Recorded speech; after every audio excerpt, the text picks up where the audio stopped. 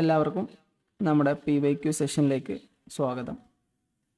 ഇന്ന് നമ്മൾ ഡിസ്കസ് ചെയ്യാൻ പോകുന്നത് പേപ്പർ 2 സൈക്കോളജിയുടെ ഭാഗങ്ങളാണ്. നമുക്ക് ഫസ്റ്റ് ക്വസ്റ്റ്യനിലേക്ക് പോവാം. ഡിഫറെൻറ്റ് ഫോംസ് ഓഫ് ലേണിങ്ങിനെ കുറിച്ചാണ് ക്വസ്റ്റ്യനിൽ പറഞ്ഞിട്ടുള്ളത്. Which of the following are forms of learning എന്നാണ് ക്വസ്റ്റ്യൻ. ഇതിൽ 5 ഓപ്ഷൻസ് കൊടുത്തിട്ടുണ്ട്. ഇതിൽ 5 ഓപ്ഷനിൽ ഏതാണ് ഫോംസ് ഓഫ് ലേണിംഗ് എന്നാണ് ക്വസ്റ്റ്യൻ ചോദിച്ചിട്ടുള്ളത്. അപ്പോൾ നമുക്ക് നോക്കാം, ഓരോന്നോരോന്നും വിശദമായിട്ട് നോക്കാം. ഇവിടെ നമ്മൾ ലേണിംഗ് എന്ന് പറഞ്ഞാൽ എന്താണ് നോക്കാം. ഓക്കെ, ലേണിംഗ് എന്ന് പറഞ്ഞാൽ ഒരു പെർമനൻ്റ് ചേഞ്ച്, ബിഹേവിയറിൽ വരുന്ന പെർമനൻ്റ് ചേഞ്ചിനെയാണെന്ന് പറയാം ലേണിംഗ് എന്ന് പറയാം. അത് എന്താണ്, നമ്മുടെ എക്സ്പീരിയൻസിൻ്റെ ബേസിലായിരിക്കാം, അങ്ങനെ പല കാരണങ്ങളാലായിരിക്കാം.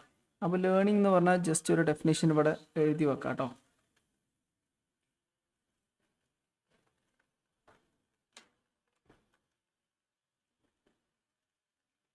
അടുത്ത പേജിൽ എഴുതാം.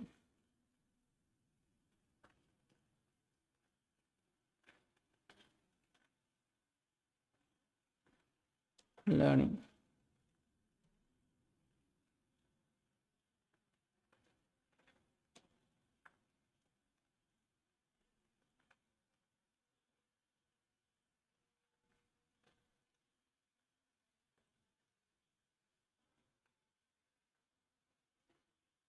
ലേണിംഗ് എന്ന് പറഞ്ഞാൽ പെർമനൻറ്റ് ചേഞ്ചസ് ഇൻ ബിഹേവിയർ, അല്ലെങ്കിൽ നമ്മുടെ എക്സ്പീരിയൻസിൻ്റെ ബേസിൽ നമുക്ക് കിട്ടുന്ന നോളജും ലേണിംഗ് എന്ന് പറയും. അപ്പോൾ ജസ്റ്റ് എഴുതാം, ലേണിംഗ് ഈസ് ഡിഫൈൻഡ് ആസ്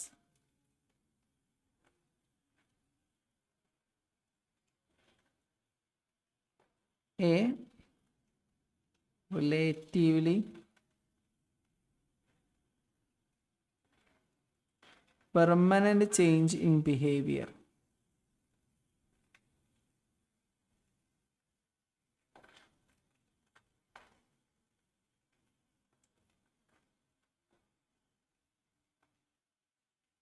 അല്ലെങ്കിൽ knowledge that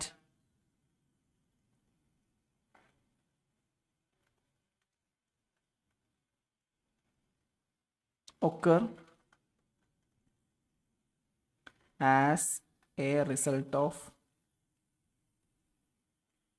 experience.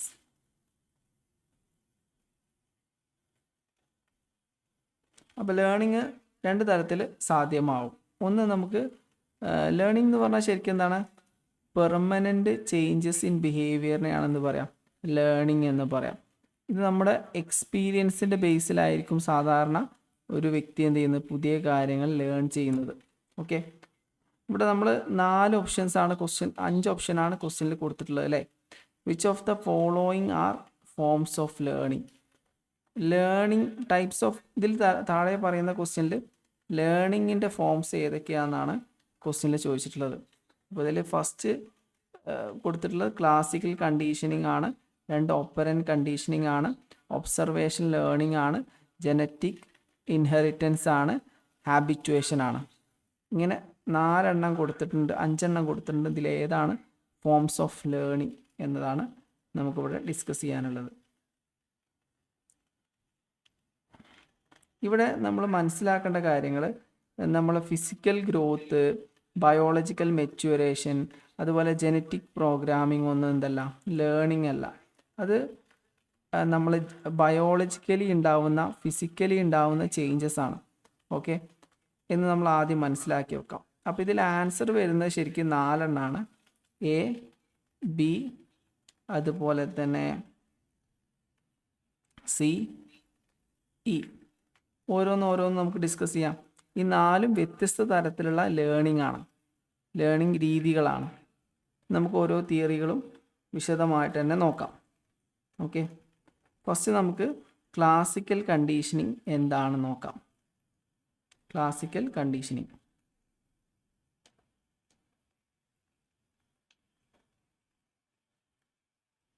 Classical conditioning.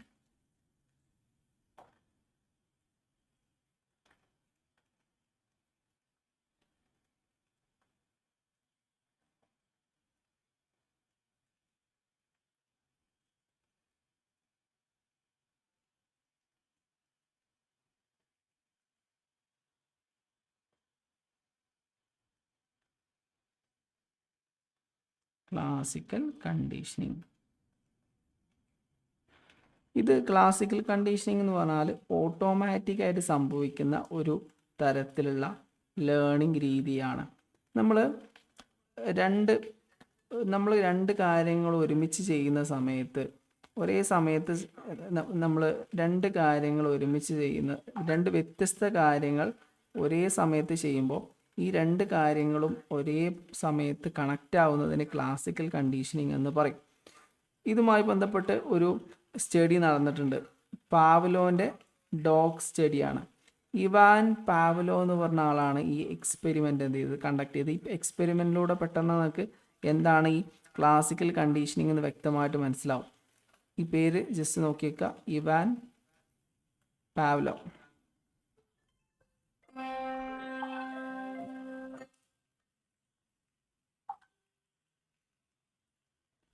Ivan പാവ്ലോ.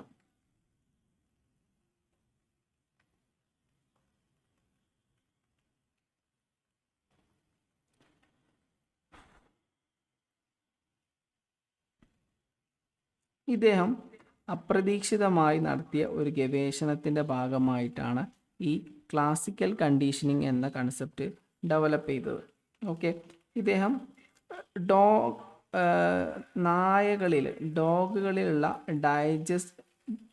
നായകളിൽ ഭക്ഷണം എങ്ങനെ ഡൈജസ്റ്റ് ആവുന്നു എന്ന വിഷയത്തെക്കുറിച്ച് ഇദ്ദേഹം ഒരു ഗവേഷണം നടത്തിയിരുന്നു. ഓക്കെ, എങ്ങനെ ഇവർ ഭക്ഷണം ദഹിപ്പിക്കുന്നു, എങ്ങനെ ഇതിനെക്കുറിച്ചൊക്കെ ഉള്ള ഒരു പഠനം നടത്തിയിരുന്നു. അതിൻ്റെ ഭാഗമായിട്ടാണ് ഈ ക്ലാസിക്കൽ കണ്ടീഷനിങ് എന്ന ഒരു ആശയം ഇദ്ദേഹത്തിന് മനസ്സിലായത്.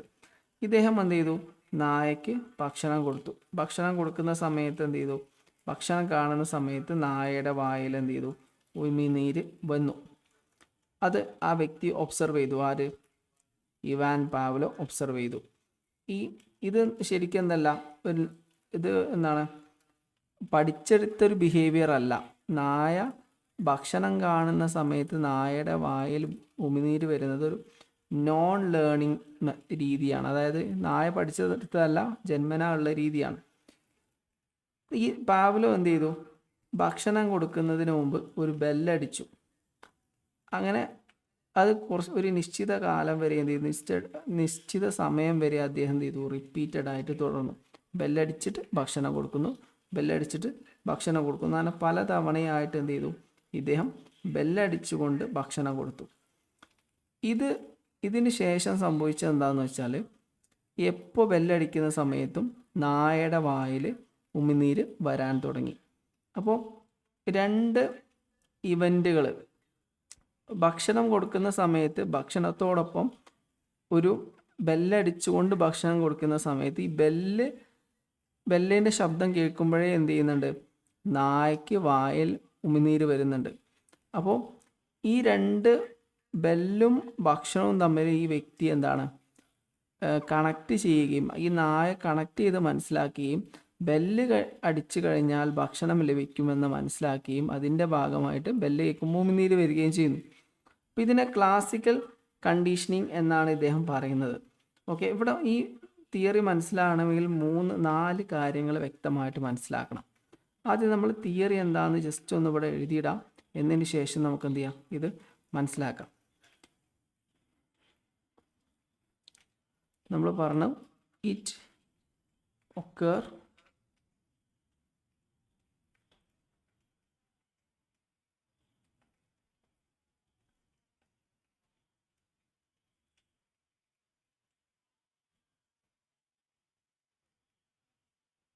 when brain learns to link.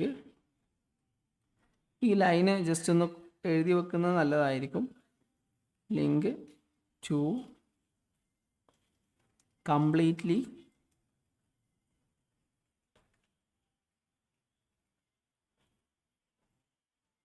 Different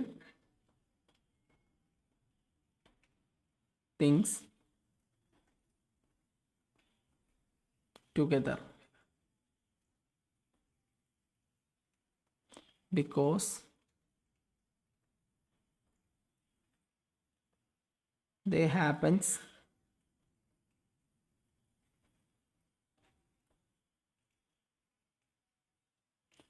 at the exact same time. ബ്രെയിന് ഓട്ടോമാറ്റിക് എന്ത് ചെയ്യുന്നുണ്ട്, രണ്ട് കാര്യങ്ങൾ ഒരുമിച്ച് മനസ്സിലാക്കുന്നു.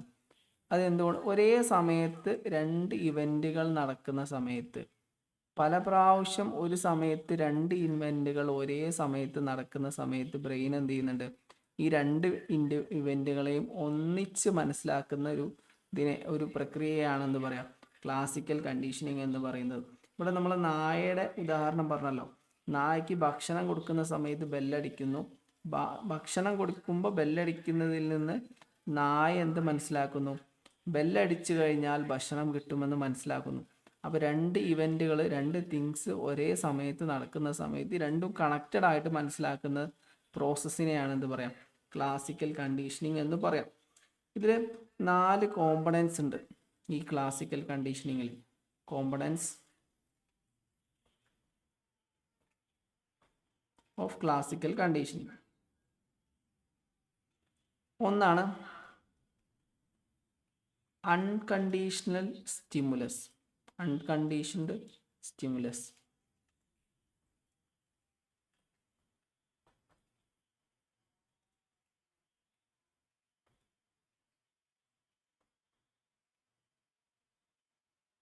Unconditional stimulus. അൺകണ്ടീഷണൽ സ്റ്റിമുലസ് എന്ന് പറഞ്ഞാൽ ഒരു ഓട്ടോമാറ്റിക് റിയാക്ഷനെയാണെന്ന് പറയാം. നമ്മൾ നാച്ചുറലി ഉണ്ടാവുന്ന ഓട്ടോമാറ്റിക് റിയാക്ഷനെയാണെന്ന് പറയാം അൺകണ്ടീഷൻഡ് സ്റ്റിമുലസ് എന്ന് പറയാം. ഫോർ എക്സാമ്പിൾ, ഫുഡ്, ഭക്ഷണം കണ്ടു കഴിഞ്ഞാൽ ഓട്ടോമാറ്റിക് എന്ത് ചെയ്യുന്നുണ്ട്, ഈ നായയുടെ വായിൽ ഉമിനീരുണ്ടാവുന്നുണ്ട്. അതൊരു പഠിച്ചെടുത്ത ലേൺഡ് ബിഹേവിയർ അല്ലല്ലോ. അത് ഓട്ടോമാറ്റിക് ബയോളജിക്കലി ഉണ്ടാവുന്ന ഒരു ബിഹേവിയർ ആയതുകൊണ്ട് അതിനെ അൺകണ്ടീഷൻഡ് സ്റ്റിമുലസ് എന്ന് പറയുന്നു. ഉദാഹരണം ഇവിടെ ജസ്റ്റ്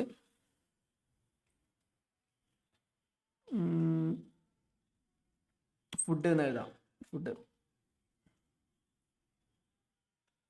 ഓക്കെ, അതാണ് അൺകണ്ടീഷണൽ സ്റ്റിമുലസ് എന്ന് പറയുന്നത്. Natural triggers that cause an automatic reaction. ഇത് ശരിക്കും മനസ്സിലാക്കണം, ഈ കൺസെപ്റ്റ് എന്താണെന്നുള്ളത്. ജസ്റ്റ് ഇവിടെ എഴുതിയിടാം. The natural trigger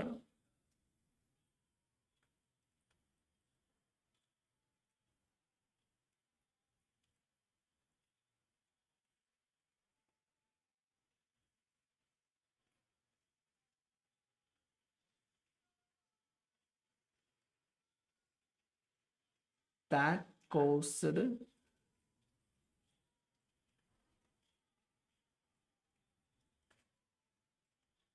and causes an automatic reaction.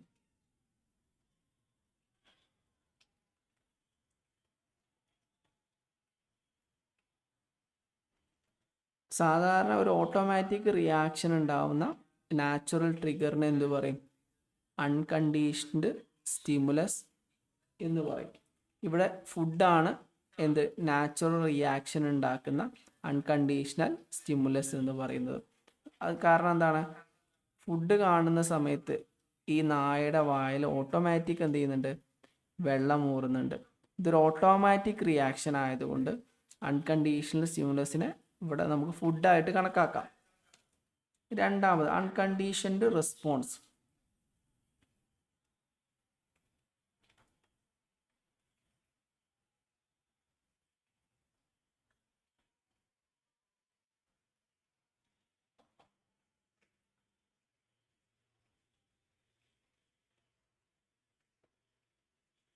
Unconditional response ഇതിനെ നമ്മൾ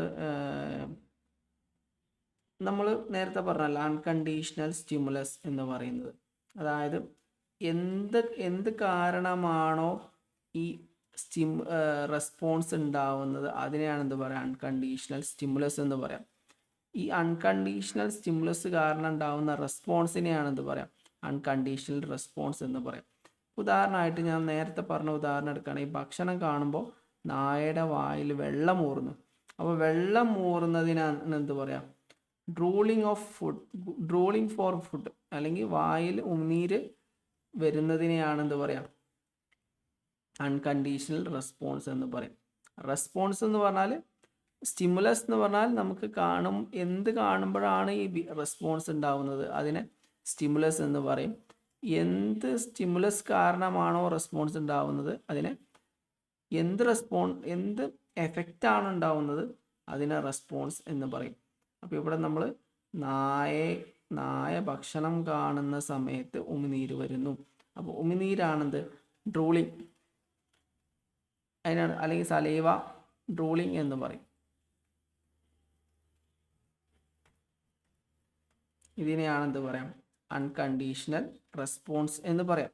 ഇത് ഇമ്പോർട്ടൻ്റ് ആയിട്ടുള്ള ഒരു ക്വസ്റ്റ്യൻ ആണ്. ജസ്റ്റ് എന്ത് ചെയ്യണം, നിങ്ങൾ ജസ്റ്റ് നോട്ട് എഴുതി വെക്കുകയാണെങ്കിൽ നല്ലതായിരിക്കും. അതിൻ്റെ മീനിങ് ജസ്റ്റ് ചെയ്താൽ, the natural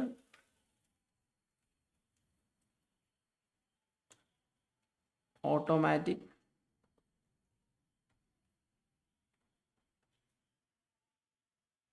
reaction that happens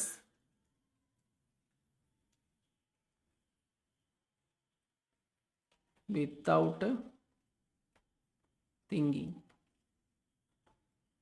ചിന്തിച്ചിട്ട് ചെയ്യുന്നൊരു ബിഹേവിയർ ഒന്നല്ല, അതിൻ്റെ എഫക്റ്റാണ്. ഭക്ഷണം കണ്ടു കഴിഞ്ഞാൽ ഓട്ടോമാറ്റിക് ഉണ്ടാവുന്ന എഫക്റ്റാണെന്ത്, ഡ്രൂളിംഗ് എന്ന് പറഞ്ഞാൽ. ഇനി നമുക്ക് മൂന്നാമത്തെ കോമ്പണൻറ്റ്, ഇപ്പോൾ രണ്ടാണ് നമ്മൾ പഠിച്ചത്, ഇനി മൂന്നാമത്തെ കോമ്പണൻറ്റ് നോക്കാം. മൂന്നാമത്തെ കോമ്പണൻറ്റ് കണ്ടീഷൻഡ് സ്റ്റിമുലസ് എന്ന് പറയും.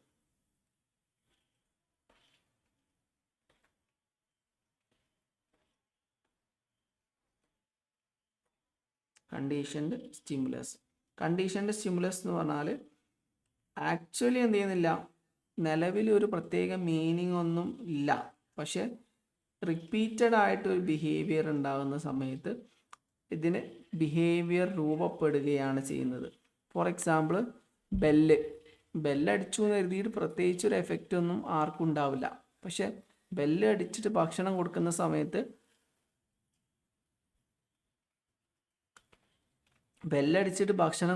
സമയത്ത് എന്ത് സംഭവിക്കുന്നു, ഭക്ഷണത്തിന് കാരണമാവുന്നു എന്ന തോട്ട് നായക്ക് ഉണ്ടാവുന്നു. അപ്പോൾ എന്ത് സംഭവിക്കുന്നു, ബെല്ലടിക്കുമ്പോൾ തന്നെ നായയുടെ വാഴയിൽ വെള്ളം ഊറുന്നു. ഇത് ശരിക്കൊരു ലേൺഡ് ബിഹേവിയർ ആണല്ലേ. നമ്മൾ നേരത്തെ പറഞ്ഞു ഭക്ഷണം കാണുന്ന സമയത്ത് ഉമിനീര് വരുന്നു, അത് ലേൺഡ് ബിഹേവിയർ ഒന്നും അല്ല എന്നാണ് സൈക്കോളജിസ്റ്റ് പറയുന്നത്. അത് നമ്മളെ ബയോളജിക്കലി നമ്മളെ ഉള്ളിലുള്ള ബിഹേവിയറാണ്. അതുപോലെ തന്നെ നമ്മൾ ഉമിനീര് വരിക വായിൽ എന്നതൊന്നല്ല, ലേൺഡ് റെസ്പോൺസ് അല്ല, അത് ഓട്ടോമാറ്റിക്കായിട്ട് ശരീരത്തിൻ്റെ ഭാഗത്ത് നിന്നുണ്ടാകുന്ന റെസ്പോൺസാണ്. കണ്ടീഷണൽ സ്റ്റിമുലസ് എന്ന് പറഞ്ഞാൽ നമ്മൾ ലേൺഡ് സ്റ്റിമുലസ് ആണ്. അതായത് നമ്മൾ എന്തെങ്കിലും കാരണത്താൽ എന്തെങ്കിലും കാര്യം റിപ്പീറ്റഡ് ആയിട്ട് ചെയ്യുന്ന സമയത്ത് നമ്മൾ ലേൺ ചെയ്യുന്നുണ്ട്. ഇപ്പോൾ നമ്മൾ നേരത്തെ പറഞ്ഞു, പല പ്രാവശ്യം ബെല്ല് കേട്ടു എന്നിട്ട് ഭക്ഷണം കിട്ടിയ സമയത്ത് നമുക്ക് മനസ്സിലായി ബെല്ല് കേട്ട് കഴിഞ്ഞാൽ ഭക്ഷണം ലഭിക്കുമെന്ന്. അപ്പോൾ അത് ലേൺഡ് സ്റ്റിമുലസ് ആണ്, അതിനാണ് കണ്ടീഷൻഡ് സ്റ്റിമുലസ് എന്ന് പറയുന്നത്. ഇതിൻ്റെ മീനിങ് ജസ്റ്റ് ഇവിടെ എഴുതാം. നാച്ചുറൽ ട്രിഗർ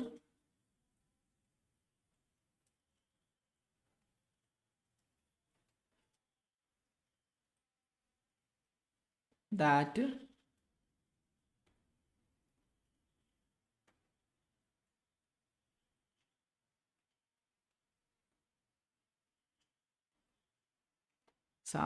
ഒറിജിനലി പ്രത്യേകിച്ച് ഒരു മീനിങ് ഒന്നും ഇല്ലാത്തതായിരിക്കും, but natural trigger that originally mean nothing, but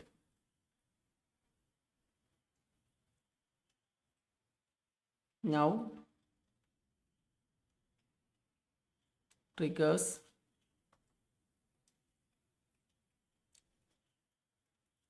a reaction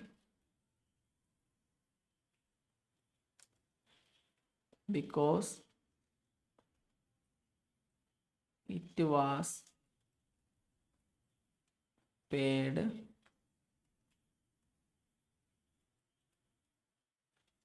with natural trigger.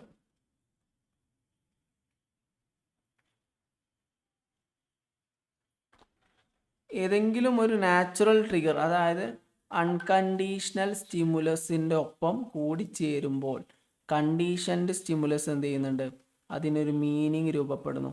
ഇപ്പോൾ നമുക്ക് നേരത്തെ നമ്മൾ പറഞ്ഞത് വ്യക്തമായിട്ട് മനസ്സിലാക്കണം കേട്ടോ, ഈ 4 ടേമും വ്യക്തമായിട്ട് മനസ്സിലാക്കണം. അപ്പോൾ നമ്മളിവിടെ തൊട്ട് മുകളിൽ അൺകണ്ടീഷണൽ സ്റ്റിമുലസിനെ കുറിച്ച് പറഞ്ഞു. അൺകണ്ടീഷണൽ സ്റ്റിമുലസ് എന്ന് പറഞ്ഞാൽ അത് പ്രത്യേകിച്ച് കണ്ടീഷൻ ചെയ്യാതെ ജന്മനസിദ്ധ അല്ലെങ്കിൽ ബയോളജിക്കലി ഉള്ള ഒരു സ്റ്റിമുലസ് ആണ്. ഭക്ഷണം കണ്ടു കഴിഞ്ഞാൽ വെള്ളം വരും. അപ്പോൾ ഭക്ഷണം കണ്ടു കഴിഞ്ഞാൽ വായു വെള്ളം വരും എന്നത് എന്താണ്, അൺകണ്ടീഷൻഡ് സ്റ്റിമുലസ് ആണല്ലോ. അപ്പോൾ ഈ ഭക്ഷണത്തിൻ്റെ കൂടെ തന്നെ മറ്റൊരു തിങ് കൂടി, ഒരു കാര്യം കൂടെ നടക്കുന്ന സമയത്ത് ആ കാര്യം കേട്ടാലും എന്ത് ചെയ്യുന്നുണ്ട്, ഉമിനീര് വരുന്നു. ഇപ്പോൾ ഭക്ഷണം കഴിക്കുന്നതിന് മുമ്പ് ബെല്ലടിച്ചു എന്ന് പറയും. ബെല്ലടിച്ച് കഴിഞ്ഞാലും വായിൽ ഉമിനീര് വരുന്നു. എന്തുകൊണ്ടാണ്? ഈ ഭക്ഷണവും അതുപോലെ ബെല്ലും കണക്റ്റഡായി മാറുന്നതിൻ്റെ അടിസ്ഥാനത്തിലാണ്. അപ്പോൾ എപ്പോൾ ബെല്ലടിച്ച് കഴിഞ്ഞാലും വായിൽ ഉമിനീര് വരുന്നു. എന്തുകൊണ്ടാണ്? അത് കണ്ടീഷണൽ സ്റ്റിമുലസ് ആയതുകൊണ്ടാണ്. അത് ഒറിജിനലി ആ ബെല്ലിന് പ്രത്യേക മീനിങ് ഒന്നുമില്ല. പക്ഷേ അതിനെ നമ്മൾ ഫുഡുമായി കണക്ട് ചെയ്യുന്ന സമയത്ത്, അത് വിശക്കുമ്പോൾ ഭക്ഷണം തരാൻ ഉദ്ദേശിക്കുന്ന സമയത്ത് ബെല്ലടിക്കുമെന്ന് നായ മനസ്സിലാക്കുകയാണ് ചെയ്യുന്നത്. ഇനി അടുത്തത് 4 conditioned response.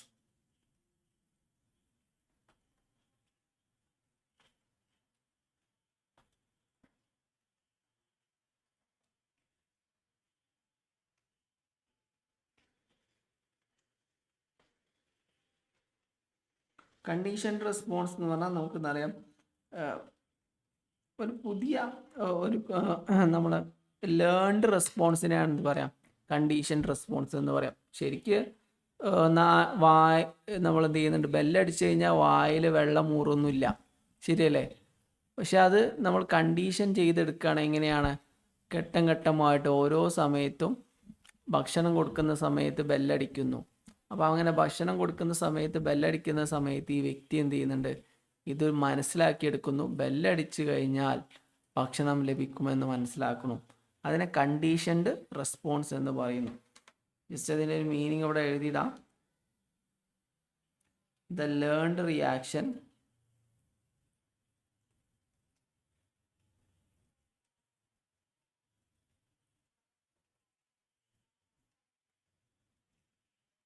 to the new trigger.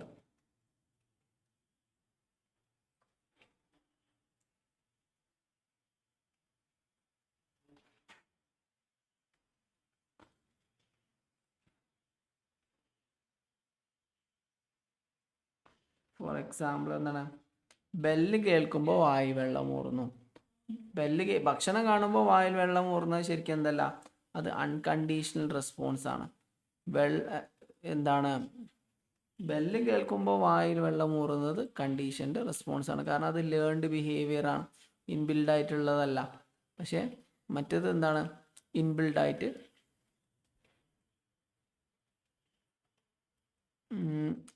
ആയിട്ട് ഉള്ളതാണ്. ഓക്കെ, അപ്പോൾ ഇവിടെ നമ്മൾ 3 കാര്യങ്ങൾ പറഞ്ഞു. ഇവിടെ നമ്മൾ ഒരു മെയിനായിട്ട് ക്വസ്റ്റ്യനിൽ എന്താണിത്, ശരിക്കും എന്താണ്, ഒരു ലേൺഡ് ബിഹേവിയർ ആണെന്ത്, ക്ലാസിക്കൽ കണ്ടീഷനിങ് എന്ന് പറയുന്ന ഒരു ലേൺഡ് ബിഹേവിയർ ആണെന്ന് നമുക്ക് മനസ്സിലാക്കാം. ഓക്കെ, ഇപ്പോൾ ഇതിന് ഉദാഹരണം ഇവിടെ പറഞ്ഞത് എന്തുകൊണ്ടാണ്, ഡോഗ് എന്ത് ചെയ്യുന്നുണ്ട്, പുതിയ അസോസിയേഷൻസ്, ഭക്ഷണം കിട്ടുന്നതിന് മുമ്പ് ബെല്ലടിക്കുമെന്ന് മനസ്സിലാക്കുകയും ബെല്ലും ഭക്ഷണവുമായിട്ട് കണക്ട് ചെയ്യപ്പെടുകയൊക്കെ ചെയ്യുന്നുണ്ട്. പുതിയ കൺസെപ്റ്റ് മനസ്സിലാക്കുകയും ചെയ്യുന്നുണ്ട്. അതിനാണെന്ത്, ക്ലാസിക്കൽ കണ്ടീഷനിങ് എന്ന് പറയുന്നത്. ഇനി നമുക്ക് അടുത്തത് ഇവിടെ എന്താണ് 3 ഘട്ടങ്ങളായിട്ടാണ് എന്ത് ചെയ്യുന്നത് ഈ ക്ലാസിക്കൽ കണ്ടീഷനിങ് നടക്കുന്നത്. ഒന്ന് before conditioning, trigger, after conditioning. Before conditioning എന്ന് പറഞ്ഞാൽ കണ്ടീഷനിങ് നടക്കുന്നതിന് മുമ്പ് എന്താണ് ഭക്ഷണം കണ്ടു കഴിഞ്ഞാൽ മാത്രമേ എന്ത് ചെയ്യുള്ളൂ വായിലും നീര് വരുമായിരുന്നുള്ളൂ.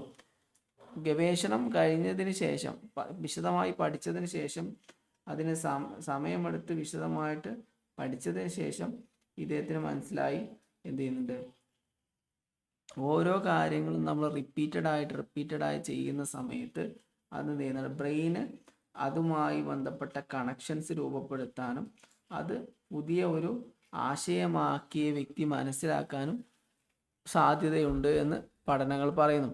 അതിന് ഉദാഹരണമാണ് നമ്മൾ നേരത്തെ പറഞ്ഞ പാവ്ലോവിൻ്റെ ഡോഗ് എക്സ്പെരിമെൻ്റ് എന്ന് പറയുന്നത്.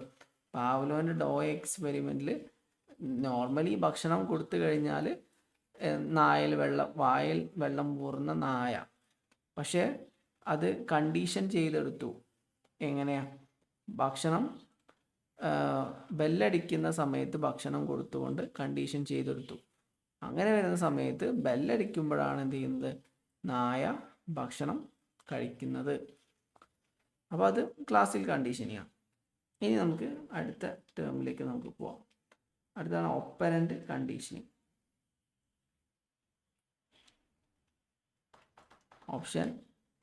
രണ്ടാമത്തെ ഓപ്ഷനാണ് വിശദീകരിക്കുന്നത്, ഓപ്പറന്റ് കണ്ടീഷനിങ്.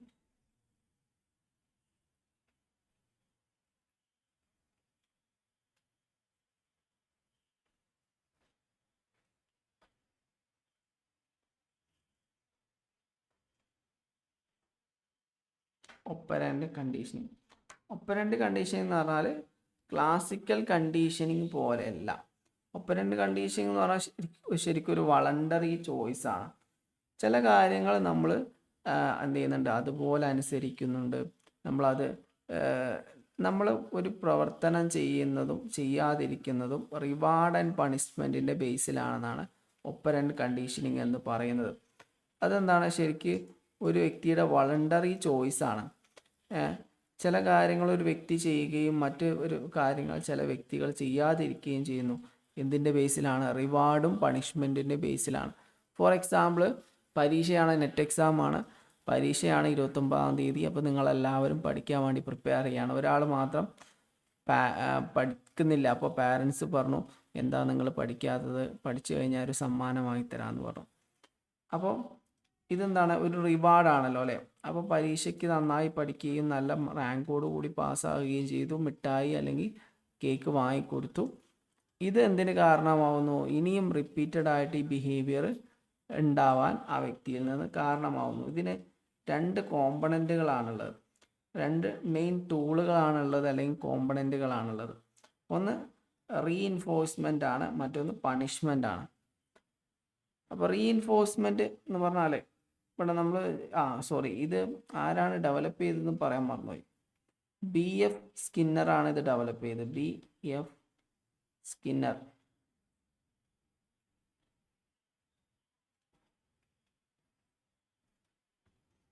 ഇതിന് മെയിനായിട്ട് 2 ടൂൾസാണുള്ളത്.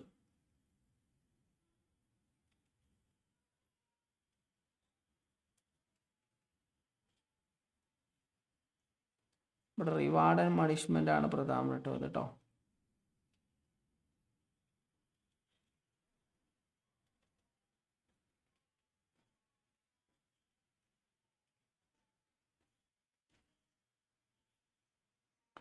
ഇവിടെ 2 കൺസെപ്റ്റുകളുണ്ട് ഇതുമായി ബന്ധപ്പെട്ടിട്ട്. BF സ്കിന്നർ വിശദീകരിച്ചിട്ടുണ്ട്. അതിൽ പ്രധാനപ്പെട്ട ഒന്നാണെന്ത്, റീഇൻഫോഴ്സ്മെൻറ്റ്.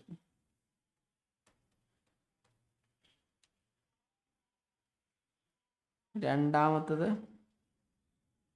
പണിഷ്മെൻറ്റ്.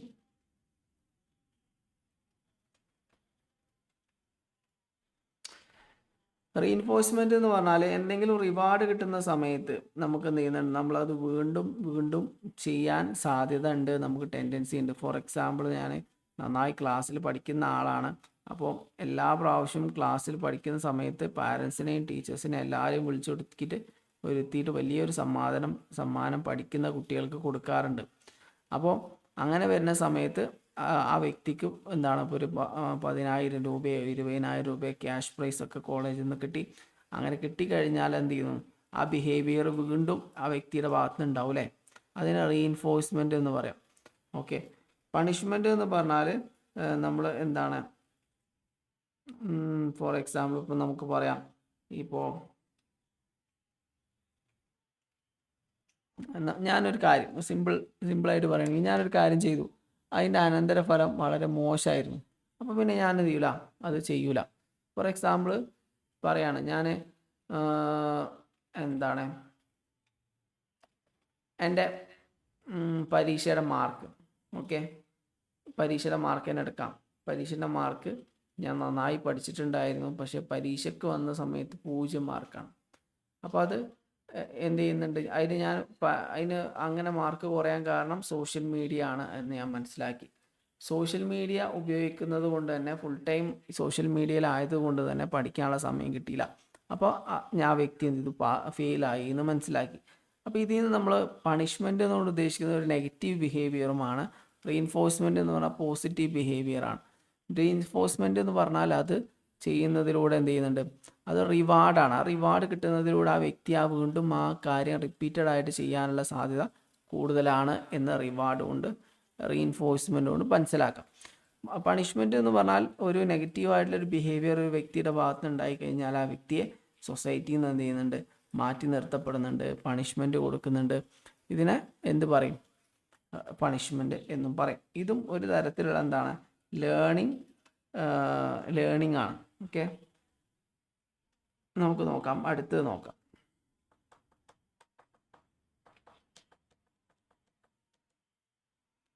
അടുത്തതാണ് ഹാബിറ്റുവേഷൻ.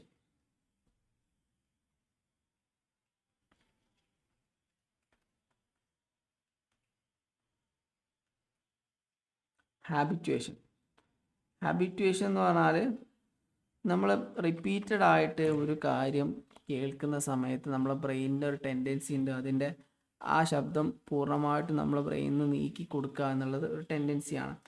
ലക്ഷക്കണക്കിന് ചിന്തകൾ ബ്രെയിനിലൂടെ എന്ത് ചെയ്യുന്നുണ്ട്, നമ്മളെ മനസ്സിലേക്ക്, തോട്ടിലേക്ക് വരുന്നുണ്ട്.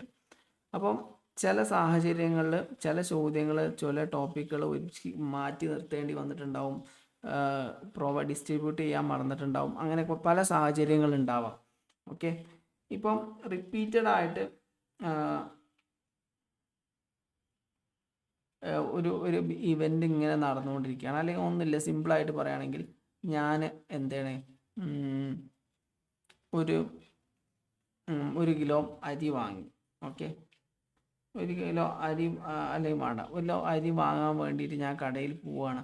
കടയിൽ പോകുന്ന സമയത്ത് കടയിൽ നിറച്ച ആൾക്കാരാണ്. അപ്പോൾ ഞാൻ പോയി നോക്കി, ക്യൂ ലഭിച്ചു, ബില്ല് കൗണ്ടറിലെത്തിയിട്ട് പൈസ അടക്കാൻ വേണ്ടി ശ്രമിച്ചു. അങ്ങനെ ഒരു ഇവൻ്റ് പറഞ്ഞതാണ്. അപ്പോൾ അങ്ങനെ പൈസ അടച്ചു, അങ്ങനെ കാര്യങ്ങളൊക്കെ നടന്നു.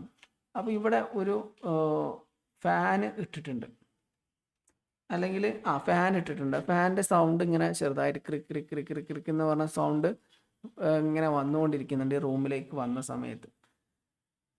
അപ്പം ഏതെങ്കിലും റൂമിലേക്ക് വന്ന സമയത്ത് എന്ത് ചെയ്യുന്നു, ഈ ബെല്ല് കേൾക്കുന്നുണ്ട്. പിന്നെ കുറച്ച് കഴിഞ്ഞപ്പോൾ എന്ത് ചെയ്തു, ഓട്ടോമാറ്റിക് നമ്മൾ അതിൻ്റെ ത്രെട്ടില്ല എന്ന് മനസ്സിലാക്കിക്കൊണ്ട്, അതിൻ്റെ പ്രാധാന്യവും ത്രെട്ടൊന്നും ഇല്ല എന്ന് മനസ്സിലാക്കിക്കൊണ്ട് ബ്രെയിൻ എന്ത് ചെയ്യുന്നുണ്ട്, ഈ ബ്രെയിനിൻ്റെ ഒരു നിശ്ചിത പ്രദേശത്ത് നിന്ന് ഈ തോട്ട് എന്ത് ചെയ്യുന്നത്, മാറ്റി നിർത്തുന്നുണ്ട്. ഇതേപോലെ തന്നെ ശരിക്ക് നമ്മുടെ ബിഹേവിയർ എന്ന് പറയുന്നത്, നമ്മളൊരു കാര്യം ചെയ്യുന്ന സമയത്ത് എന്താണ്, അത് ശരിക്ക് ഒരു കാര്യം ചെയ്യുന്ന സമയത്ത് അതിൻ്റെ ബാക്ക്ഗ്രൗണ്ടിൽ ഉണ്ടാവുന്ന വോയിസുകളൊക്കെ ആവശ്യമുള്ളതാണോ അല്ലേ എന്ന് വേർതിരിച്ച് മനസ്സിലാക്കുകയും അതിനനുസരിച്ച് അത് ഡിവൈഡ് ചെയ്യുകയും ചെയ്യുകയാണ് ഇവിടെ ചെയ്യുന്നത്, ഹാബിറ്റുവേഷനിൽ വരുന്നത്. അപ്പം 3 കൺസെപ്റ്റ് ജസ്റ്റ് ഇവിടെ എഴുതിയിടാം. It is a simpler form of learning. It happens when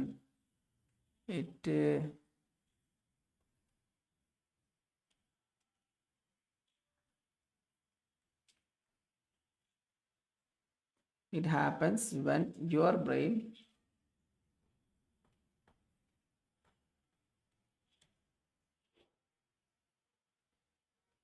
learn to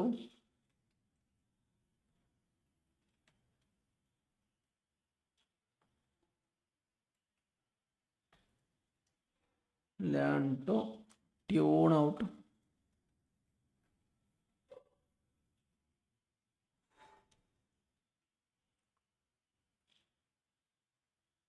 or ignore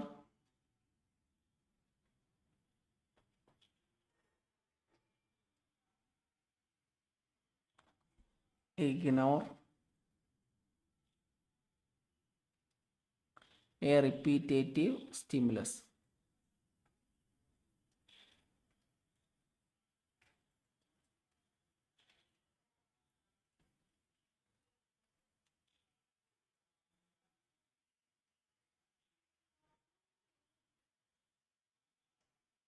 അപ്പോൾ ഇതാണ് എന്ത് ശരിക്കും അതിൻ്റെ ഡെഫിനിഷൻ എന്ന് പറയുന്നത്. It happens when your brain learn to tune out or ignore a repetitive system.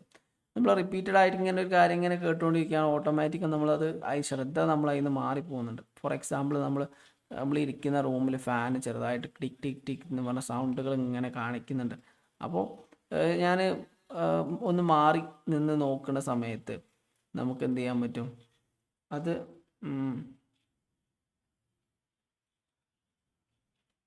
അങ്ങനെ മാറ്റി എഴുതണം എന്നൊന്നുമില്ല, പക്ഷെ അതൊരു എന്താണ്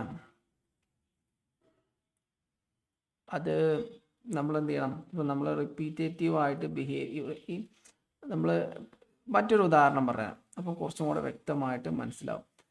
ഇപ്പോൾ ഞാൻ എന്ത് ചെയ്യണം, ഒരു പാർട്ടി അല്ലെങ്കിൽ ഒരു പ്രോഗ്രാം അല്ലെങ്കിൽ രാഷ്ട്രീയ പാർട്ടിയുടെ പ്രോഗ്രാമിന് പങ്കെടുക്കുന്ന സമയത്ത് എൻ്റെ ഫോണിൽ നല്ല സൗണ്ടോ കാര്യങ്ങളൊക്കെ ഉണ്ടായിരുന്നു. പക്ഷേ അയാൾ അടുത്തെത്തിയ സമയത്ത് അയാൾ ചോദ്യങ്ങൾ ചോദിക്കുമ്പോൾ എനിക്ക് എന്ത് ചെയ്യാൻ കഴിയുന്നില്ല, ഉറക്കനെ സംസാരിക്കാൻ കഴിയുന്നില്ല, അല്ലെങ്കിൽ കഴിയുന്നില്ല എന്ന് കരുതാം. മറ്റൊരു ഉദാഹരണം, കുറച്ചും കൂടെ സിമ്പിളായിട്ടുള്ള ഒരു ഉദാഹരണം നേരത്തെ പറഞ്ഞ ഉദാഹരണമാണ്. നമ്മൾ നേരത്തെ പറഞ്ഞല്ലോ, പെർഫ്യൂമിൻ്റെ ഉദാഹരണം പറയുന്നു. ഇന്നലെയാണോ എന്നറിയില്ല, ഇന്നലെയോ മിഞ്ഞാന്നോ എന്നോ നമ്മൾ പെർഫ്യൂമിൻ്റെ ഉദാഹരണം പറയുന്നു. പെർഫ്യൂം നമ്മൾ അടിച്ചിട്ട് ഇറങ്ങി റോഡിലൂടെ നടക്കുന്നു, കുറച്ച് കഴിഞ്ഞാൽ നമുക്ക് ആ പെർഫ്യൂമിൻ്റെ സ്മെല്ലൊക്കെ പോകും അല്ലേ. പക്ഷേ പെർഫ്യൂമിൻ്റെ സ്മെല്ല് അവിടെ നിലനിൽക്കുന്നുണ്ട്. പക്ഷേ നമ്മൾ എന്താണ് ചെയ്യുന്നത്, ശരിക്ക് നമ്മളതിനെ ഇഗ്നോർ റിപ്പീറ്റഡ് ആയിട്ട് അതിങ്ങനെ വരുന്നതുകൊണ്ട് അത് ത്രെട്ടാണെന്നോ അതുകൊണ്ട് എന്തെങ്കിലും ബെനിഫിറ്റ് ഉണ്ടോ എന്നും മനസ്സിലാക്കാത്തതുകൊണ്ട് അത് ചെയ്യുന്നുണ്ട്, അത് ഒരു എന്താണ് ത്രെട്ടായി മനസ്സിലാക്കുകയും അതിനെ ഒഴിവാക്കുകയും ചെയ്യുകയാണ് ഇവിടെ ചെയ്യുന്നത്. ഇപ്പോൾ നമ്മൾ നേരത്തെ പറഞ്ഞല്ലോ, ഇപ്പോൾ പെർഫ്യൂം അടിച്ചിട്ട് ഞാൻ റോഡിലേക്ക് ഇറങ്ങിപ്പോയി, ആളുകൾക്കൊക്കെ സ്മെല്ല് നല്ല ഇഷ്ടമായി. പിന്നെ കുറച്ച് കഴിഞ്ഞേക്ക് പിന്നെ എന്ത് ചെയ്യുന്നത്, ആരും ഈ സ്മെല്ല് അനുകരിക്കാനും നോക്കുന്നില്ല. ഓക്കെ, അപ്പം ശരിക്ക് ഇതിനെയാണെന്ത് പറയാം, ഹാബിച്വേഷൻ എന്ന് പറയാം. അപ്പോൾ ഇതിൽ നമുക്ക് 3 കൺസെപ്റ്റുകളാണ് പഠിക്കാണ്ടായിരുന്നത്. ഹാബിച്വേഷൻ, ഒബ്സർവേഷൻ, ലേണിംഗ് പറഞ്ഞിട്ടില്ല അല്ലേ. നമ്മൾ ഒബ്സർവേഷൻ ലേണിങ്ങിനെ കുറിച്ച് പറഞ്ഞിട്ടില്ല, അതും കൂടെ പറയാം. Observation learning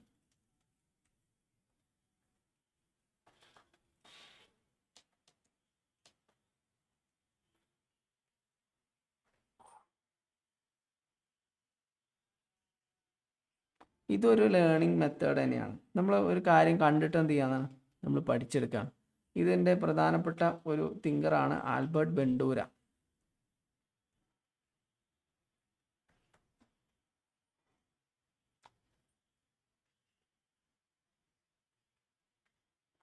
Albert Bandura social learning theory ഇദ്ദേഹത്തിൻ്റെ പ്രധാനപ്പെട്ട തിയറിയാണ്. ഇദ്ദേഹം പറയുന്നത് എന്താ വെച്ചാൽ, ആളുകളുടെ ബിഹേവിയർ എന്ത് ചെയ്യുന്നുണ്ട്, മറ്റുള്ളവർ കോപ്പി ചെയ്യുന്നുണ്ട്, അത് അതുപോലെ എന്ത് ചെയ്യുന്നുണ്ട്, അവർ പ്രവർത്തിക്കുന്നുണ്ട്. അതുമായി ബന്ധപ്പെട്ട് എന്തെങ്കിലും റിവാർഡുകൾ കിട്ടിയാൽ അത് പ്രവർത്തിക്കുകയും പണിഷ്മെൻറ്റ് കിട്ടിക്കഴിഞ്ഞാൽ അത് ആ ബിഹേവിയർ ഇല്ലാതിരിക്കാൻ ശ്രമിക്കുകയും ചെയ്യുന്നു. ഇപ്പോൾ ഞാനൊരു ഉദാഹരണം പറയുകയാണ്, നേരത്തെ പറഞ്ഞ നമ്മൾ ഇവർ ഒരു ബോബോഡോൾ എക്സ്പെരിമെൻ്റൊക്കെ നടത്തുന്നുണ്ട്. ആര്, ആൽബർട്ട് ബെൻഡൂര കുറച്ച് ആളുകളെ എന്ത് ചെയ്യുന്നുണ്ട്, ഹയർ ചെയ്തിട്ട് 2 സെറ്റിങ്സ് ഉണ്ടാക്കുന്നു. കുറേ ആളുകൾ, മുതിർന്ന കുറേ ആളുകൾ, ഒരു ബോബോഡോള് കുട്ടികൾ. അങ്ങനെ മുതിർന്ന കുറേ ആൾക്കാർ ഈ ബോബോഡോളിനെ അടിക്കുകയും അതിങ്ങനെ ആടി കളിക്കുകയൊക്കെ ചെയ്യുന്നത് കുട്ടികൾക്ക് കാണിച്ചു കൊടുത്തു. ഇങ്ങനെ കുട്ടികൾ ഇത് കണ്ടതിന് ശേഷം കുട്ടികൾ ആ ഫീൽഡിൽ പോവുകയും ആ പ്രദേശത്ത് പോവുകയും ആ സ്ഥലത്ത് പോവുകയും അവരെന്ത് ചെയ്യുന്നുണ്ട്, അതുപോലെ ബിഹേവ് ചെയ്യാൻ തുടങ്ങുകയും ചെയ്യുന്നു. അപ്പോൾ ഇതിൽ വലിയ ബുദ്ധിമുട്ടൊന്നുമില്ല, സംഭവം സിമ്പിളാണ്. ഇതിൽ പറയാൻ ഉദ്ദേശിക്കുന്നത് ആളുകൾ പഠിക്കുന്നത്, ലേൺ ചെയ്യുന്നത് ഒബ്സർവേഷനിലൂടെയും ഇമിറ്റേഷനിലൂടെയുമാണ് എന്നാണ് ആര് പറയുന്നത്? ഒബ്സർവേഷൻ തിയറി ആൽബർട്ട് ബണ്ടൂര പറയുന്നത്. ഇവിടെ നമുക്ക് ആദ്യം പറഞ്ഞ കണ്ടീഷനിങ്, ക്ലാസിക്കൽ കണ്ടീഷനിങ്, രണ്ട് ഇവൻറ്റ്സ് ഒരേ സമയത്ത് ഉണ്ടാകുന്ന സമയത്ത്, സൗണ്ട് ഒന്ന് ഓഫ് ചെയ്യാം. രണ്ട് ഇവൻറ്റ്സ് ഒരേ സമയത്ത് ഉണ്ടാവുന്ന സമയത്ത് ഈ രണ്ട് ഇവൻറ്റിനെയും ഒരുമിച്ച് നിലനിർത്തുകയും അതിൻ്റെ ബേസിൽ നമ്മൾ എന്ത് ചെയ്യാണ്, മറ്റൊരു കണ്ടീഷനിങ് രൂപപ്പെടുത്തുകയും ചെയ്യുന്നതിന് ക്ലാസിക്കൽ കണ്ടീഷനിങ് എന്ന് പറയുന്നുണ്ട്. ഇപ്പം നേരത്തെ നമ്മൾ ഇവാൻ പാവ്ലോവിൻ്റെ നായയുടെ എക്സ്പെരിമെൻ്റ് പറഞ്ഞല്ലോ. ആ നായയുടെ എക്സ്പെരിമെൻ്റ് ഓർത്ത് കഴിഞ്ഞാൽ നമുക്കിത് പെട്ടെന്ന് ഉത്തരത്തിലേക്ക് എത്താൻ പറ്റും. നായയ്ക്ക് വേണ്ടിയിട്ട് അദ്ദേഹം എന്ത് ചെയ്യുന്നുണ്ട്? ഭക്ഷണം നൽകുന്നുണ്ട്. നായ സ്ഥിരമായിട്ട് ഭക്ഷണം കഴിക്കുന്നുണ്ട്. ഒരു ദിവസം പിന്നെ കുറച്ച് കാലം ബെല്ലടിച്ചുകൊണ്ട് നായക്ക് ഭക്ഷണം കൊടുത്തു. അപ്പോൾ ബെല്ല് എപ്പോൾ അടിക്കുന്ന സമയത്തും നായയുടെ വായിൽ ഉമിനീര് വരാൻ തുടങ്ങി. അപ്പോൾ നിലവിൽ ബെല്ല് കേട്ട് കഴിഞ്ഞാൽ, മുൻപ് ബെല്ല് എന്ന് കേട്ട് കഴിഞ്ഞാൽ നായയുടെ വായിൽ വെള്ളം വരുമായിരുന്നില്ല. ഇവിടെ നമ്മൾ കണ്ടീഷൻ ചെയ്യുകയാണ് ചെയ്യുന്നത്. ഒരു വ്യക്തിയെ പുതിയ ലേണിംഗ് മനസ്സിലാക്കി കൊടുക്കുകയാണ് ചെയ്യുന്നത്. അങ്ങനെ മനസ്സിലാക്കി കൊടുക്കുമ്പോൾ അതിനനുസരിച്ചുള്ള ബിഹേവിയറാണ് ആ വ്യക്തിക്ക് ഉണ്ടാവുക. കോമ്പണൻസ് നമ്മൾ പറഞ്ഞു: unconditional stimulus, conditional stimulus, unconditional response, conditional stimulus, conditional response ഒക്കെ അതിൽ വരുന്നതാണ്. പിന്നെ ഒപ്പറൻറ്റ് കണ്ടീഷനിങ് പറഞ്ഞു. ഒപ്പറൻറ്റ് കണ്ടീഷനിങ് എന്ന് പറഞ്ഞാൽ റിവാർഡ് ആൻഡ് പണിഷ്മെൻറ്റുമായി ബന്ധപ്പെട്ടുള്ള ഒരു കൺസെപ്റ്റാണ്. നമ്മൾ ഒരു ബിഹേവിയർ വരുന്ന സമയത്ത്, ഒരു കാര്യം നമ്മൾ ചെയ്യുന്ന സമയത്ത് നമുക്ക് അതുമായി ബന്ധപ്പെട്ട എന്തെങ്കിലും റിവാർഡുകൾ നമുക്ക് കിട്ടുകയാണെങ്കിൽ നമ്മൾ എന്ത് ചെയ്യുന്നുണ്ട്? വീണ്ടും അത് റിപ്പീറ്റഡ് ആയിട്ട് ചെയ്യാനുള്ള സാധ്യത ഉണ്ട്. ഇതിൽ രണ്ട് കൺസെപ്റ്റാണുള്ളത്: റീഇൻഫോഴ്സ്മെൻറ്റ്, പണിഷ്മെൻറ്റ് എന്ന് പറയുന്ന രണ്ട് കൺസെപ്റ്റ്. റീഇൻഫോഴ്സ്മെൻറ്റ് എന്ന് പറഞ്ഞാൽ നിലവിലുള്ളത് സ്ഥിതിഗതികൾ നിലനിർത്തുക എന്നാണ് റീഇൻഫോഴ്സ്മെൻറ്റ് എന്ന് പറയുന്നത്. എന്നാൽ പണിഷ്മെൻറ്റ് എന്ന് പറഞ്ഞാൽ ഒരു നെഗറ്റീവായിട്ടുള്ള ബിഹേവിയർ നമ്മളിൽ നിന്ന് മാറ്റാൻ വേണ്ടിയിട്ട് ഉണ്ടാവുന്ന ഒരു പ്രവർത്തനമാണെന്ത് ഇവിടെ പണിഷ്മെൻറ്റ് എന്നതുകൊണ്ട് ഉദ്ദേശിക്കുന്നത്. പണിഷ്മെൻറ്റിലൂടെ എന്ത് ചെയ്യുന്നുണ്ട്? ആ വ്യക്തി ആ ബിഹേവിയർ ചെയ്യാതിരിക്കുകയാണ് ചെയ്യുന്നത്. പിന്നെ അപ്പോൾ ഈ രണ്ടും നമ്മൾ പറഞ്ഞ ഹാബിറ്റുവേഷൻ പിന്നെ പറഞ്ഞു. ഹാബിറ്റുവേഷൻ എന്ന് പറഞ്ഞാൽ റിപ്പീറ്റഡ് ആയിട്ട് ഒരു കാര്യം നമ്മൾ ചെയ്യുന്ന സമയത്ത് അതിൻ്റെ പ്രാധാന്യം ഇല്ല എങ്കിൽ ആ പ്രാധാന്യമില്ലാത്ത കാര്യം ബ്രെയിൻ മനസ്സിലാക്കുന്നു, അതിനെ അവോയ്ഡ് ചെയ്യുകയാണ് ചെയ്യുന്നത്. ഇപ്പോൾ ഉദാഹരണം നമ്മൾ പറഞ്ഞു, നേരത്തെ നമ്മൾ പറഞ്ഞത് എന്തായിരുന്നു? ഉദാഹരണം പറഞ്ഞിരുന്നല്ലോ, ഹാബിറ്റുവേഷനിൽ ഉദാഹരണം പറഞ്ഞത് പെർഫ്യൂമിൻ്റെ ഉദാഹരണമാണ് പറഞ്ഞത്. ഒരാൾ പെർഫ്യൂം അടിച്ചിട്ട് റോഡിലേക്ക് ഇറങ്ങി. കുറച്ച് നേരം അദ്ദേഹത്തിന് പെർഫ്യൂമിൻ്റെ മണം ഉണ്ടായിരിക്കും. പിന്നെ കുറച്ച് കഴിഞ്ഞാൽ എന്ത് സംഭവിക്കുന്നു? ആ ഗന്ധം ഇല്ലാതാവുന്നു. അപ്പോൾ ഈ വ്യക്തി വിചാരിക്കുന്നു ഇതിൻ്റെ പെർഫ്യൂമിൻ്റെ ഗന്ധം ഇല്ലാതായതാണ് എന്ന് മനസ്സിൽ വിചാരിക്കുന്നു. പക്ഷേ യഥാർത്ഥത്തിൽ അങ്ങനെയല്ല സംഭവിക്കുന്നത്. താൽക്കാലികമായിട്ടുള്ളൊരു ബിഹേവിയർ കാരണം നമ്മൾ ഈ പെർമനൻറ്റ് ബിഹേവിയറിൽ ചേഞ്ച് സംഭവിച്ചതാണെന്ന് ഇതിലൂടെ മനസ്സിലാക്കി. പിന്നെ അടുത്താണ് ഒബ്സർവേഷൻ ലേണിംഗ് മെത്തേഡ്. ആൽബർട്ട് ബണ്ടൂരയുടെ മെത്തേഡാണ്. വലിയ വിശാലമായിട്ടുള്ള മെത്തേഡുകളാണ്. ഈ ഒബ്സർവേഷനും ഇമിറ്റേഷനുമാണ് ആളുകളുടെ ബിഹേവിയറിന് കാരണമാവുന്നതെന്ന് ഇദ്ദേഹം ഇതിലൂടെ പറയുന്നുണ്ട്. അപ്പോൾ അതൊന്നും എന്ത് ചെയ്യാം, നിങ്ങൾ നോക്കി വെക്കുക. Operant conditioning. അപ്പോൾ ഇതാണ് നമുക്ക് ഇതിൽ വരുന്നത്. ഓക്കെ, അപ്പോൾ നമുക്ക് 5 ഓപ്ഷൻസ് ആണ് തന്നിട്ടുള്ളത്. ക്ലാസിക്കൽ കണ്ടീഷനിങ് പറഞ്ഞു, ഒപ്പറൻറ്റ് കണ്ടീഷനിങ് പറഞ്ഞു, ഒബ്സർവേഷൻ കണ്ടീഷനിങ് പറഞ്ഞു, ഹാബിറ്റുവേഷനും പറഞ്ഞു. ജനറ്റിക് ഇൻഹെറിറ്റൻസ്, ഇവിടെ നമ്മൾ തെറ്റുത്തരം നമുക്കൊന്ന് നോക്കാം. ജനറ്റിക് ഇൻഹെറിറ്റൻസ് എന്ന് പറഞ്ഞാൽ പരമ്പരാഗതമായിട്ട് ഒരു വ്യക്തി എന്ത് ചെയ്യുന്നുണ്ട്? കൈമാറ്റം ചെയ്ത് വരുന്നതെന്ന് എന്ത് പറയാം? ജനറ്റിക് ഇൻഹെറിറ്റൻസ് എന്ന് പറയാം. അത് ശരിക്കും എന്താണ്? ഇത് ശരിക്കും ബയോളജിക്കലായിട്ടുള്ള അല്ലെങ്കിൽ ഫിസിയോളജിക്കലായിട്ടുള്ള ഒരു ബിഹേവിയറാണ്. അത് എന്തല്ല, സയൻറ്റിഫിക് ബിഹേവിയർ അല്ല എന്ന് മനസ്സിലാക്കിക്കൊണ്ടാണ് ഇതിനോട് നമ്മൾ പെരുമാറേണ്ടത്. അപ്പോൾ ഇത്രയാണ് ഇതിൽ വരുന്നത്. ഒരു ക്വസ്റ്റ്യൻ ഡിസ്കസ് ചെയ്യാനുള്ള സമയം നമുക്ക് കിട്ടിയിട്ടുള്ളായിരുന്നു. ഈ ചോദ്യം വളരെ പ്രധാനപ്പെട്ട ചോദ്യമാണ്. ക്ലാസിക്കൽ താഴെ പറയുന്ന ഇതിൽ ഫോംസ് ഓഫ് ലേണിംഗ് ഏതൊക്കെയാണ്? ക്ലാസിക്കൽ കണ്ടീഷനിങ് ഒരു ഫോമാണ്, ഓപ്പറൻറ്റ് കണ്ടീഷനിങ് മറ്റൊരു ഫോമാണ്, ഒബ്സർവേഷൻ ലേണിംഗ് മറ്റൊരു ഫോമാണ്, പിന്നെ ഹാബിറ്റുവേഷനും ഒരു പ്രധാനപ്പെട്ട പോയിൻ്റാണ് ഇതിൽ വരുന്നത്. അപ്പോൾ ഇത്രയാണ് ഇതിലുള്ളത്. നമ്മളെ സമയം എന്ത് ചെയ്യുന്നുണ്ട്? കഴിഞ്ഞിട്ടുണ്ട്. നമുക്ക് എന്ത് ചെയ്യാം, ഇനി ബാക്കിയുള്ള കാര്യങ്ങൾ അടുത്ത ക്ലാസ്സിൽ ഡിസ്കസ് ചെയ്യാം. നാളെ മോർണിംഗ് നിങ്ങൾക്ക് ക്ലാസ് ഉണ്ടായിരിക്കും. ഈവനിങ് ക്ലാസ് വെക്കാൻ ഉദ്ദേശിക്കുന്നുണ്ട്. അതിനെക്കുറിച്ച് ഞാൻ എന്ത് ചെയ്യാം, ഗ്രൂപ്പിൽ നിങ്ങൾക്ക് ആ പേപ്പറിൽ അപ്ഡേറ്റ് ചെയ്യാം. ഓക്കെ, ഇനി ആർക്കെങ്കിലും എന്തെങ്കിലും സംശയങ്ങളുണ്ടെങ്കിൽ ചോദിക്കാം.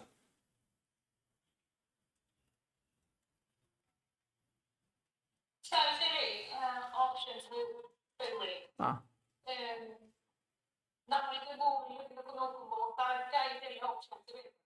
ആ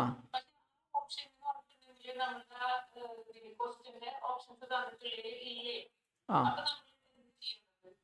അത് ചില ചോദ്യങ്ങൾ ഉത്തരങ്ങൾ തെറ്റാവാൻ സാധ്യതയുണ്ട് ചില ചോദ്യങ്ങൾ. അപ്പോൾ അങ്ങനെ വരുന്ന സമയത്ത് എക്സാമിന് അവർ അതിൻ്റെ ആ ക്വസ്റ്റ്യൻ ഒഴിവാക്കിയിട്ട് മാർക്ക് ചെയ്യാണ് ചെയ്യുക. അങ്ങനെ വരുമ്പോൾ അത് ചിലപ്പോൾ ക്വസ്റ്റ്യനിൽ വരുമ്പോൾ എന്നാൽ മിസ്റ്റേക്ക് ആയിരിക്കാം.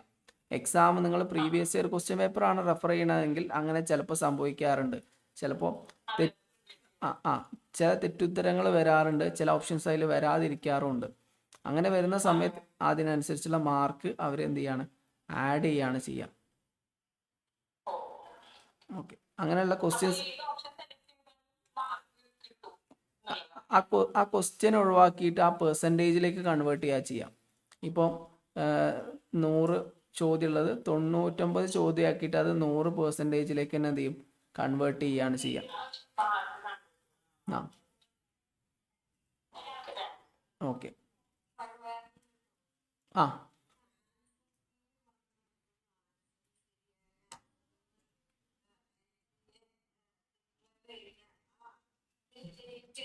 ആ ആ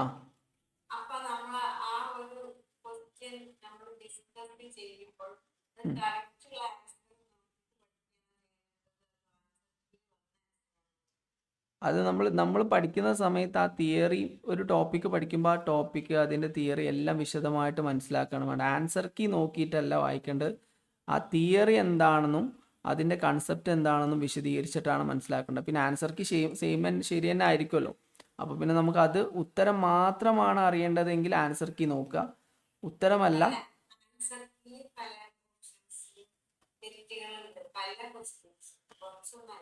ആ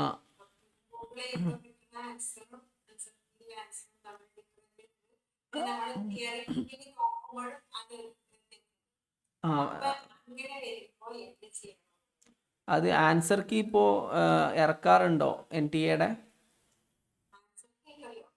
ഞാൻ അതിൻ്റെ ലിങ്ക്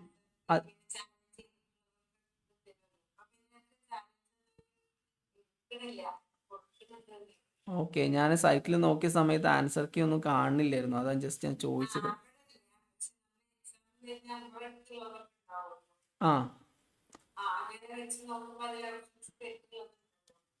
ആ ഓപ്ഷൻസ് അങ്ങനെ തെറ്റുണ്ടെങ്കിൽ നമ്മൾ തിയറി കൺസെപ്റ്റ് ക്ലിയർ ആയിട്ട് മനസ്സിലാക്കുക തന്നെ ചെയ്യാം. അങ്ങനെ തന്നെയാണ് നമ്മൾ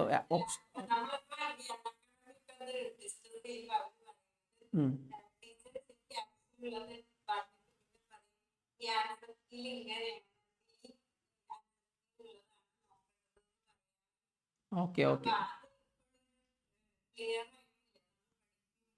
നമ്മൾ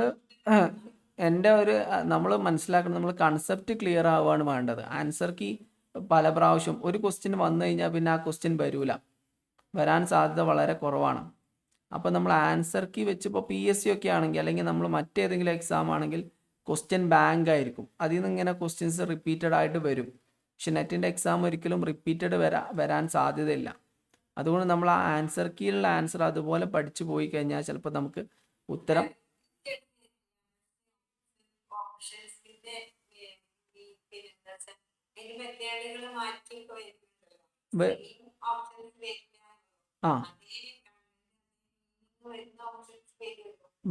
വരുന്നുണ്ട്. അപ്പം നിങ്ങൾ കൺസെപ്റ്റ് തന്നെ പഠിച്ചാൽ മതി. കൺസെപ്റ്റ് പഠിക്കണതാണ് ഏറ്റവും ബെറ്റർ. ഓപ്ഷൻസ് കാണാതെ പഠിച്ചു കഴിഞ്ഞാൽ നമുക്ക് മിസ്റ്റേക്ക് വരാൻ സാധ്യതയുണ്ട്. അങ്ങനെ മിസ്റ്റേക്ക് തെറ്റുത്തരാണെങ്കിൽ അത് പിന്നീട് ചാലഞ്ച് ചെയ്യുകയും നമുക്ക് പിന്നീട് അതിൻ്റെ മാർക്ക് മിസ്സാവുകയൊക്കെ ചെയ്യും. അപ്പോൾ കൺസെപ്റ്റ് എന്താണോ അത് മാത്രം പഠിച്ചു വെക്കണതാണ് നല്ലത്. തെറ്റുത്തരം പഠിച്ചു വെച്ച് കഴിഞ്ഞാൽ അത് പിന്നീട് ചാലഞ്ച് ചെയ്യുമ്പോൾ നമുക്ക് ആ മാർക്ക് നഷ്ടമായി പോകും. അപ്പോൾ തിയറി ബേസ്ഡ് ഫോക്കസ് ചെയ്യുക, ആ പോയിന്റ് മാത്രം നോക്കാതെ തിയറി മൊത്തത്തിൽ അങ്ങോട്ട് പഠിച്ചു വെച്ചാൽ മതി, അപ്പോൾ കൺഫ്യൂഷൻ ഉണ്ടാവില്ല. ഓക്കെ ഓക്കെ അപ്പോൾ ഇന്നത്തെ സെഷൻ നമുക്ക് വൈൻഡപ്പ് ചെയ്യാണ്. ബാക്കി നാളെ മോർണിംഗ് ഉണ്ടായിരിക്കും അടുത്ത സെഷൻ. മോർണിംഗ് സെഷനിൽ എന്ത് ചെയ്യാം, കാണാം. Thank you.